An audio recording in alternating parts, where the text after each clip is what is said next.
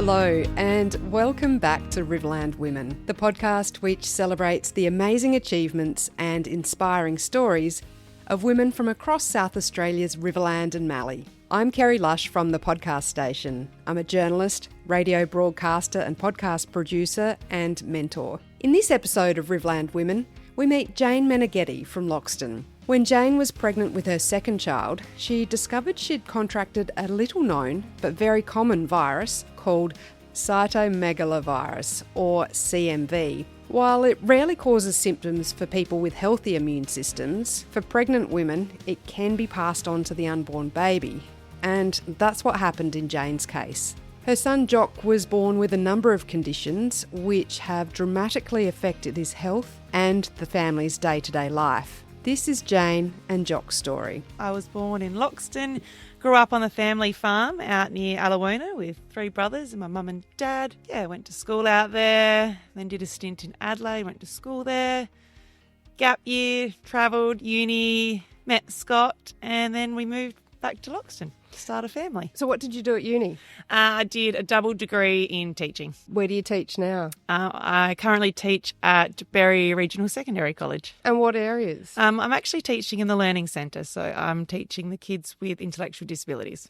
I've been in that role for 3 years. Before that, I was still at Berry Regional, but I was doing PE in science. So that's what I did my course at, degree. I guess to start with, let's talk about you and Scott and who's in your family. Yes, so we have Harry, who's 8, Jock, who's 7, and Ella, who is 4, soon to be 5. But yes, all amazing children, but it was Jock that I guess changed the course of our life. Jock was born with congenital CMV, and due to that virus kind of affecting him, he's got many disabilities and, has changed everything we do. What is congenital CMV? So congenital CMV stands for cytomegalovirus. The virus is a part of the herpes family. So it is pretty much harmless. There's no signs and symptoms. A lot of children get it. I think 80% of the population would have had it by the time they're in their 40s. The only time that it is dangerous is if you catch it when you're pregnant. And unfortunately, there's not much knowledge about it. And Did you know you had it? No, I didn't. So what happened was I went for just a routine checkup at 32 weeks, and they're like, oh, you're measuring a bit small, which I didn't think much of because I was measuring small with Harry. Went to a growth scan, and it was there that I got the call saying, you need to go to Women's and Children. There's something wrong with your child. So we packed the car and went down to Adelaide. They actually didn't think it was CMV to start with due to they must have tested my bloods and I'd already had it. So they're like, it's extremely unlikely that it's reactivated, and if it has, it wouldn't cause this much damage to say that. So they looked at Zika, they looked at all these other possibilities. We were there for a week, MRIs, all of that, and it took an amniocentesis on the Thursday, and that came back and confirmed that it was actually CMV. What was the process from there? I guess you did a lot of Googling to find out what it was all about? Yeah. I did a lot of Googling, and the first thing they say, though, is don't Google because everyone's different. And looking at the Googling, though, I actually was pretty optimistic. I was like, yep, this was all right. But it was actually the doctor before that. So we only got the diagnosis on the Thursday. But after the MRI, the doctor actually came in on the Tuesday and said that we're not sure yet what's caused it, but your son is been significantly damaged, I guess the word could be. And normally we would actually recommend a termination. But unfortunately, I was too far gone. I think I was about 34 weeks at this stage. And they're like, so we're just going to have to persevere with it. But the doc came in and I just remember going, yep, it's bad. It's extremely unlikely that he will ever walk, talk, because of the swelling on the brain. He had an enlarged liver, spleen, and they said they can't even guarantee that he will survive birth. So they just prepped us for that pretty much. What did you do with that information? It was hard. It was a very emotional week. I was actually a bit anxious. So when when he was in my belly, I guess my mind frame was like, I would have terminated. I was like, we've been told all these horrible things. Like, I was then angry that option got taken away from me as well. Like, you're telling me he's got no quality of life, yet I have to bring him into this world.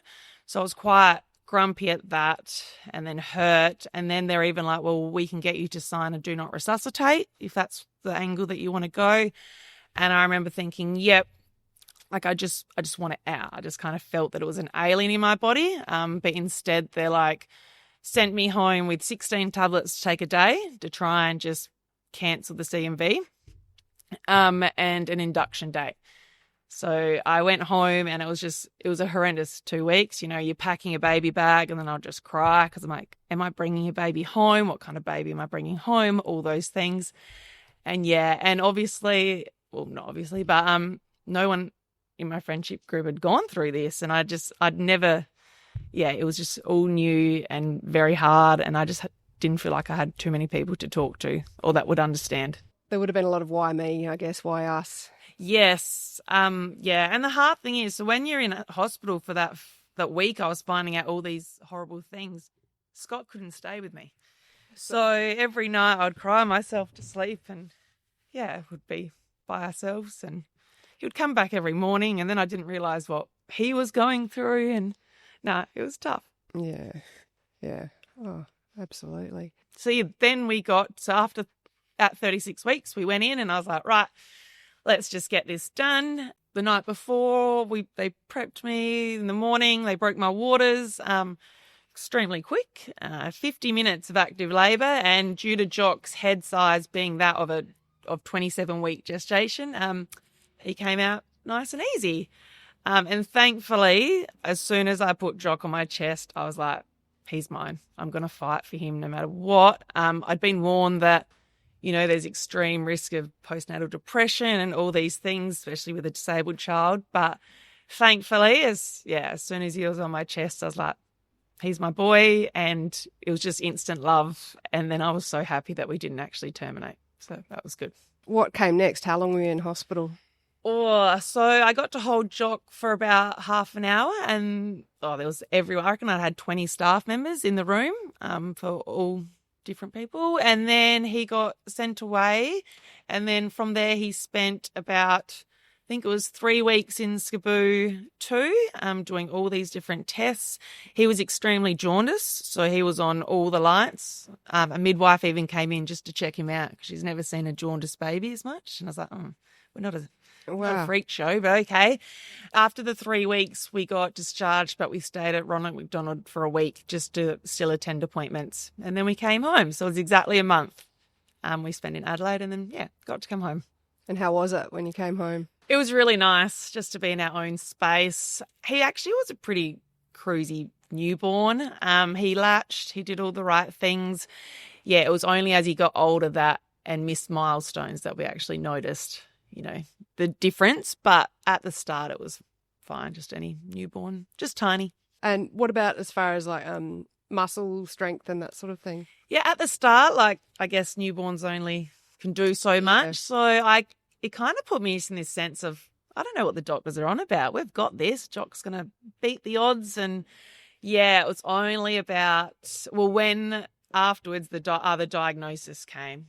Within the first 3 months, we found out that he was deaf in his right ear, and he would need a hearing aid.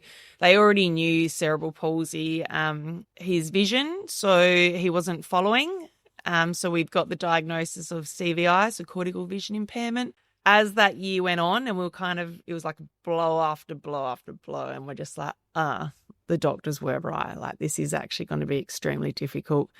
You must have a huge team of medical staff around you, and probably have from those very early days. Yeah, it was actually having the diagnosis of CMV prior was it was beneficial in a way. So when we found out something was wrong, we actually found out he was a boy during that time, and the doctors were really nice. They're like, oh, does he have a name? I'm like, yep, Jock. So they started to really humanise Jock.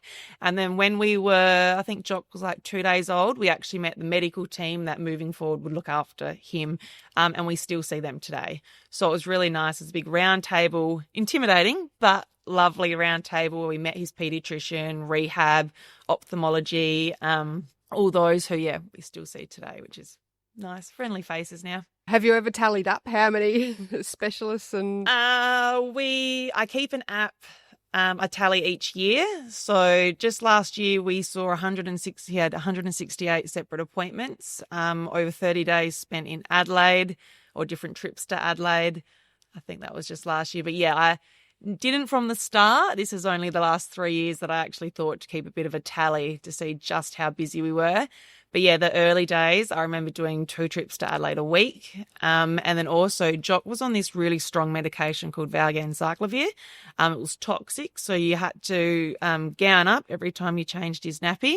And due to that, he had to have bloods every week. And it was really fine balance between getting the medication correct without his blood count dropping. So that was really hard. He was like a pincushion. It was a very busy first year. What was that medicine for? So that was to get rid of any CMV that was left in him. So there's studies that there's a few pros and cons to valganciclovir. They're not sure if it could harm the reproduction system later on. Obviously, with Jock's other severities, we know that's not going to be a issue, but other CMV children that might just suffer hearing loss, that's something their parents have to weigh up. So it's to try and stop further hearing loss. So CMV can take your hearing up to the ages of 7. So he was having regular hearing tests, from day one.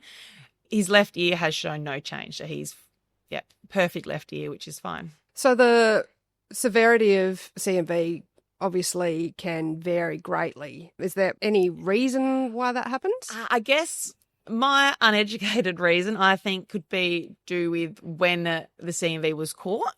So because of the severity of Jock, they believe that the CMV reactivated him in the first 12 weeks. And because I guess they consume it in the fluid, weed out, consume it, it just was going through him.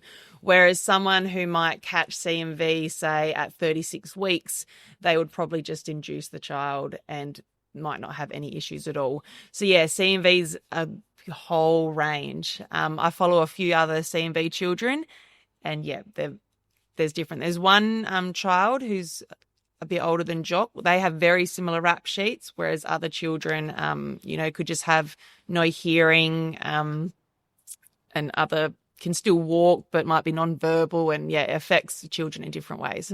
So how do mothers know? Like, is it only if there's problems arise during pregnancy that they'll test? That's the thing, they don't. So if you, I had no signs and symptoms. They only found out due to my belly not being that great. If you, prior to getting pregnant now, you can ask to be tested for CMV, because the theory is that if you've actually already had CMV before, it's unlikely that it would cause this much damage if you do catch it again. But it's more just a precaution and just to be aware, because I didn't know, but you can literally catch CMV from your child just sharing their piece of toast. And I was definitely guilty. Harry had a dummy. He fell on the ground. I'd just put it in my mouth, chuck it back in his, or I definitely ate the scraps off his plate.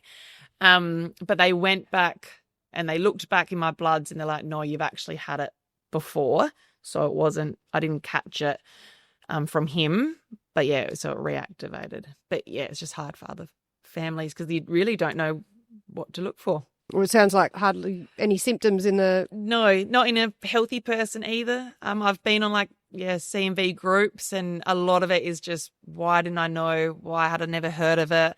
I went to a doctor's surgery just the other day, something totally relevant, and I was looking at all their pamphlets and there's not one of CMV. We even provided the Loxton doctor surgery at one stage with CMV pamphlets, but it's just not known. And I think some paediatricians are like, oh, why scare? Why put more, bad thoughts into parents' things? But I kind of think education is power, and I'd rather know. I was quite angry that I had never heard of it before. Not that it probably would have helped in our situation, but I do get messages every now and then saying thank you so much. We went on a houseboat and the kid had CMV and the mum didn't realise how, dangerous that could be to this and that. And so just trying to spread the word. But how do, if you said another child had CMV, have they been to the doctors and been tested for that? Or, is it? Yeah. So if your young child is got cold or flu-like symptoms, they can be tested and they've found out a CMV. Yeah. So it is a simple test, I think, or a blood test, kind of like a flu that you don't shake. So some people have those symptoms and the doctor goes, oh, yep, it's CMV. But otherwise there's no symptoms at all. They were close to a vaccine, but then COVID came and all the money and time went on a COVID vaccine. So I'm hoping that, some thought and that can go back to the CMV vaccine. How common is it as far as, causing issues in pregnancy? So CMV is actually the leading cause of disabilities in children, non-genetic disabilities in children. So, every hour one child is permanently disabled by CMV. Now, this state is from the National CMV Foundation, which is in the US, these statistics. But 90% of babies born with CMV will appear healthy at birth. And I know that some American states are doing really well at trying to get CMV on the initial newborn screening test. So, when you get they test for other things, they want CMV on there. But so it's the leading non-genetic cause of childhood hearing loss as well. And I think 1 in every 200 children are born with CMV. So it's very common, but not all children born with CMV have disabilities. So you could be born with CMV and just be asymptomatic. So have no symptoms at all and live a nice, healthy life. What is day-to-day life, week-to-week life like for Jock and the rest of the family? It has got a little bit simpler now that he's at school and I'm sending a lot of the therapists to school. But his average week he would have exercise physiology, speech therapy, OT, hydrotherapy in summer. He has Bowen and physiotherapy. So most of them are weekly, some are fortnightly. So that's our typical week to a fortnight.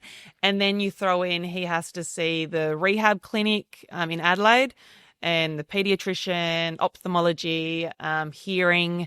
And then most of our things now are to do with equipment, like seeing the speechy to organise a pod communication book or switches or have his wheelchair adjusted or get a script to get a new specialised pram or walker. And there is never a dull moment with Jock. That's a lot of appointments to keep track of in a week. Yes, it is. It's a lot. And then with that, I've chosen to be self-managed on the NDIS. So then I come with all the invoices and paying that and just liaising with everyone as well. So it's a busy job. That was a blessing that CMV actually was already pre-approved on the NDIS. So I felt like we really didn't have to jump through too many hoops at the start because it was there, got ticked off. And so we got on the NDIS actually quite quickly. But yes, we are fortunate that they fund a lot of the therapies. I'd imagine there's still quite a lot of out-of-pocket expenses as well. Yeah, well, every time you go to Adelaide and it's not for the women's and children's, it's fuel. So we try and align some of our Navita appointments up with a women's and children's so we can get the PATS forms done. But just other things. When Jock was 5, nappies were then obviously funded through NDIS, but before then we were paying for nappies. And that got a little bit sad when you're like, oh, my, Ella, who's a lot younger, has already progressed past Jock. So, that was a hard time. And just things like that always, milestones are the hardest thing. Yeah, it must be tricky when you see other kids his age as well and what they're up to. Yeah, like this year, I get emotional. Harry and Jock were meant to play footy together and they didn't because Jock was on the sidelines.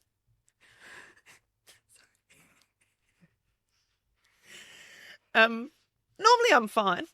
I now realise that when a comment or a milestone hurts me emotionally, it's more that I'm probably tired or burnt out. So I'm a lot better at it now. But just grief really appears at the most strangest times. And even looking back now, I think I worked out that I would have spent the first 2 years grieving the life we expected for Jock. I probably should have reached out for more support those first 2 years, but I guess I tried to be a hero, but also I didn't know who to talk to, really. So that was hard. And there are still hard moments, but I've learned to be a lot more honest with my friends and things like that. You would have been in survival mode Yeah. as well in those early years, particularly with a toddler as well. Yeah. No. Well, Harry was 18 months old when Jock was born. So the balance of not letting him feel left out and then running around with Jock and all the trips to Adelaide. But yeah, sitting in the weight room at Women's and Children's now, it's funny, but like you sit there and you can tell who's new. And, you know, I guess me with a now 7-year-old disabled child, you can see the ones that unfortunately were desensitized to their, like, it would just be me and Jock, and I'll look across and there'll be another mum with her son in a wheelchair. And then you see these other families that have brought the whole family for support, but unfortunately, like, it's not financially able for my husband to come with me every appointment. Not that I need him now, but yeah, I just looked across the other day and there's the mum and the dad, and it was probably, I don't know what appointment it was for them, be like, oh, how blessed. Like, whereas, yeah, across the hall in the wait for the ortho was all us seasoned vets, I guess. Yeah. So day to day, what does a general day look like for you as a family and for Jock? Depending if I work or not. So I work 3 days a week. So the days that I don't work, I normally will get up, take the kids to school, do something for myself. I try and exercise. And then if it's a Monday, I then pick up Jock and take him to an appointment and then drop him back and then just try and get all the housework on top of the week. And the same with Wednesday. So I kind of use Monday and Wednesday to hang out with my youngest daughter, but she'll be in school next year. And then Jock normally has appointments on those 2 days as well. And then they're also the days that if he needs to go to Adelaide, I try and line him up on my off work days as such. And then the other 3 days, we're very fortunate that we have a girl, Estella. She comes to the house and she helps get my children organised so I can get to work on time. And then she picks them up. So on the days that I work, the therapists go to Jock school. So what does he need, say, you know, for feeding and toileting and yes, sleeping, you know, what's the place there? Jock has his own room. We've moved him into our room, and we're currently building our new room, so I can't complain. Jock's got an electronic bed, so we'll start the morning that I will get him out the bed and I'll lay him on the ground with the wiggles on. He loves the wiggles, to really stretch out his legs. So he currently has Botox every 6 months to help stretch out his muscles. He unfortunately isn't toilet trained, so we have to change his nappy and wipe him all down. And then I lift him up to a specialised chair that holds him all in, and he is peg fed. So he can have some taste through mouth just for the experience, but due to him dropping weight after the first year, they've put a peg, so he gets all his nutrition through his button. So we'll set him up at his table with that. I'll push some food through and then obviously get the other kids ready or get myself ready. And then we push that food through and then we flush it. And then once again, it's dressing him. If he hasn't had his Botox, dressing him can be quite time consuming because his arms snap shut. So you really got to stretch him out. But unfortunately, he can't even sit up unattended really. So we have to help maneuver with everything. Brushing his teeth, hair, sunscreen, shoes. Yeah. The lot, which it gets you down every now and then. Like at this age, I thought I should be smug looking at people with newborns, but I'm still very much doing everything for Jock. But we've got the added, he's now, thinking there's puberty and stuff. And so now we put some deodorant on as him as well. And just moving forward, how we can protect his privacy. But it's just, he still needs his nappy changed, unfortunately. What sort of equipment do you need for him? I imagine, like up until now, it's probably been, you know, small enough to be able to manoeuvre and do all these things for him. But as you said, as he gets bigger, it's a lot. So he's a bit over 20 kilos now. So just manoeuvring him in general is getting quite challenging. At school, they need 2 people to lift, part of their policy. But yeah, so Jock has a specialised chair that he sits in for breakfast, lunch, all those things. He has his own wheelchair now. He has a walker, a standing frame, another seat. He has a seat that can go in the shower. We have a ceiling hoist in our shed ready to go up to help position him from his bed to the wheelchair to the shower.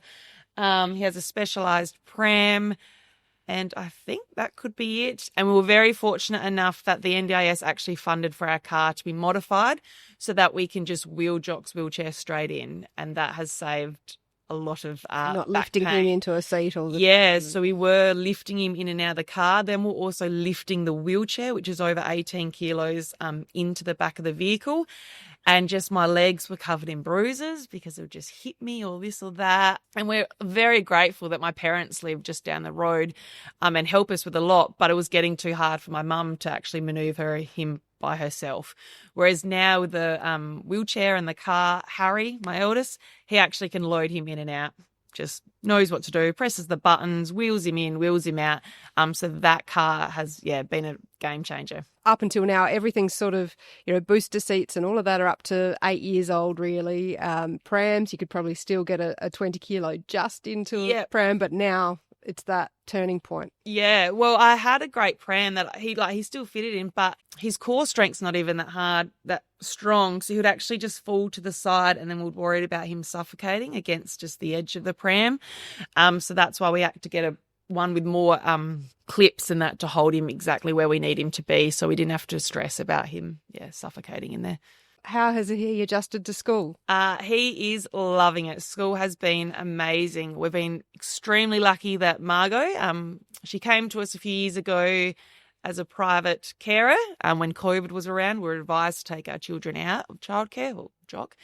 And she, answered our ad, and she has followed him then to kindy and onto school as his one-on-one support. And they have such a lovely friendship. But he loves school. All the students are really good at using his pod communication book with him, and it's great. Whenever Jock's a bit late because of an appointment or something, I'll wheel him in, and all the class like, Jock's here, and they run up, and it's beautiful to see all the friends he's made. And obviously the kids that hang around him, when they see him in the community, they don't give him weird looks. They just come up to him and say, "Oh, hey, Jock." And we chose actually to go to a private small school instead of the special school, and I'm very happy with our decision. It really suited us, and also I felt it was important just for me, for the time being, that all my children could attend the same school, knowing that high school will unfortunately be different. But I think the students are better off for having Jock in the class as well. Mentioned about just then, getting strange looks.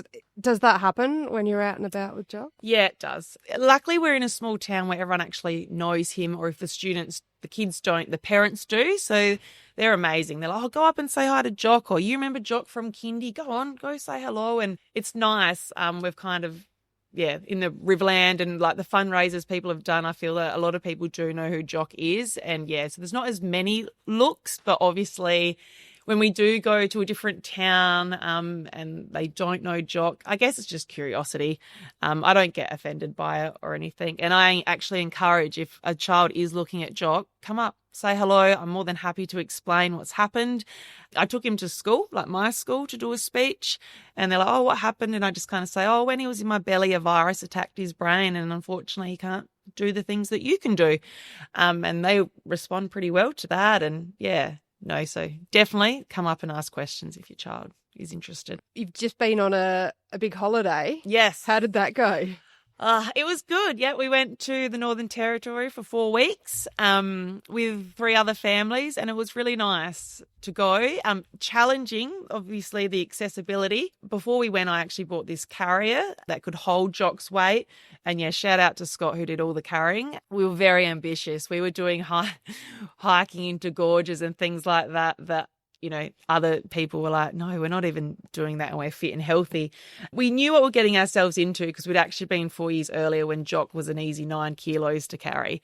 But even then, I had Ella strapped to me because she was 8 months old, and people were like, "You're crazy. What are you doing?" But no, it was really fun. And we're hoping to do the Gibb River next year with a group of friends.